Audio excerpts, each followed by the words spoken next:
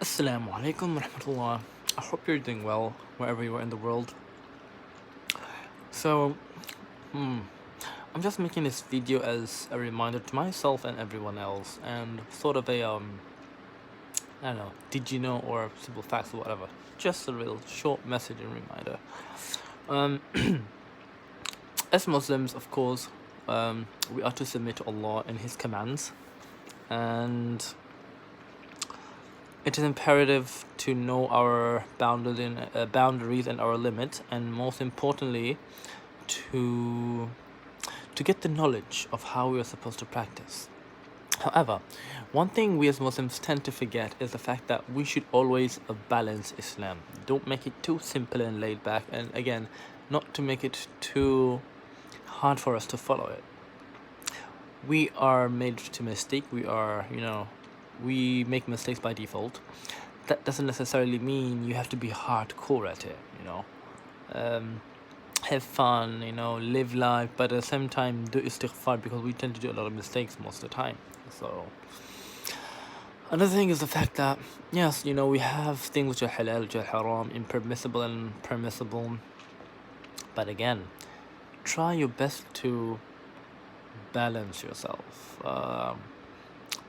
Don't make it too hard on yourself to follow religion, whether you're a revert or not.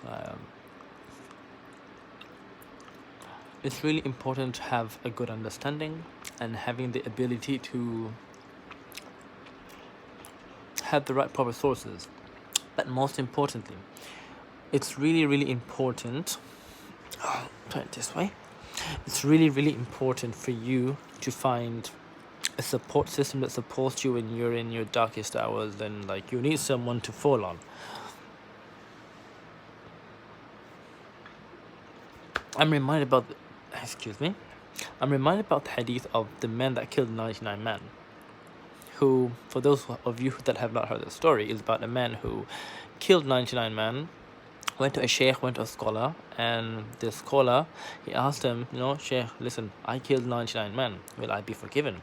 And because of this man's ignorance, he told this killer, no, you're going straight to hell. So the killer said, you know what, I might as well add 100 to the count. So he goes again to a next sheikh or scholar, and he tells him, oh scholar, I have killed 100 men. I am feeling bad about it. I'm so regretful. Will I be forgiven? So now listen to this. The scholar tells him, yes, you will be. However, you need to be in a place whereby you are surrounded with positivity, because you're coming from a land which is surrounded by negativity. That henceforth makes you provokes you to do all these negative things. However, try to go somewhere whereby there's complete worship of God, all positive, you're surrounded by positivity, and henceforth, if you are genuinely seeking forgiveness, you will be forgiven for what you have done. So, this man is on his way on the journey to go to this land of purity, and right in the middle, the angel of death comes to him and takes his soul away. So when this happens, you have the angels of paradise and the angel of hell claiming his body, claiming his soul. So everyone is saying, no, he deserves hell because he killed 100 men. And the angels of mercy, the angels of paradise, saying, no, he deserves paradise because he has a regretful soul. He is walking on his way to repent, so he should be forgiven. So they're fighting over the body. And then, right there and then, according to some narrations, Gabriel comes around and says, you know what?